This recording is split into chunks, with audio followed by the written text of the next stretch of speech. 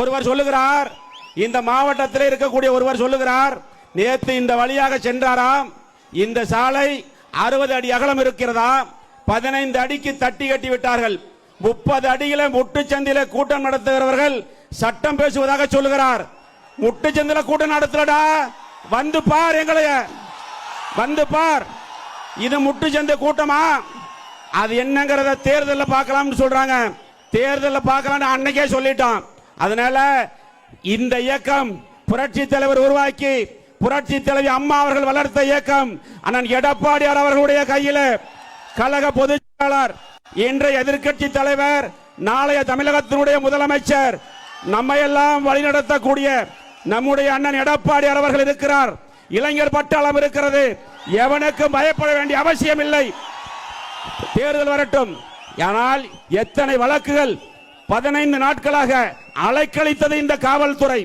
இதே காவல்துறை 15 நாட்களாக அலைக்கழித்து இந்த இடத்துல ஒரு பிளக்ஸ் பேனர் கூட வைக்க விட மாட்டாங்க.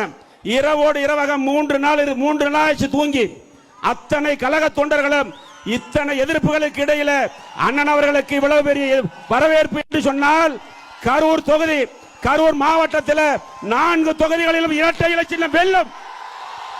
இரட்டை இலை சின்னம் வெல்லும். இதுதான் அந்த அதற்கான அச்சாரமாக இருக்கிறது என்பதை இந்த நேரத்தில் தெரிவித்துக் கொண்டு, நம்ம எல்லாம் காண வருகின்றிருக்கக்கூடிய, எங்களுக்கு இங்கே சிறப்புரையாற்ற வருகின்றிருக்கக்கூடிய மக்களை காப்போம், தமிழகத்தை மீட்போம் என்ற கொள்கை விளக்கத்தோடு நம்முடைய அண்ணன் எடப்பாடியார் அவர்களை உங்கள் சார்பாக, இந்த இளைஞர் பட்டாளத்தின் சார்பாக வருக வருக என வரவேற்கிறேன்.